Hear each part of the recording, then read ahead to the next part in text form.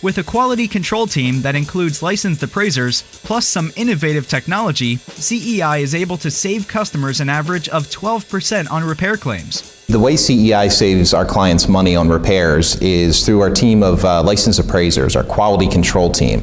They review every single estimate to make sure it's in line with what the customer says we should spend on their collision repairs. This real hands-on approach saves on average about 12% on each claim for our customers.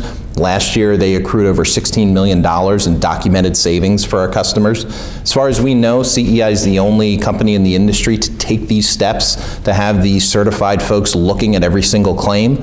And on top of that, we leverage technology to scan the estimates so that the things that can be approved quickly, that are in line, simply get approved, and we only show this team the important things that they really need to dig into with the shop.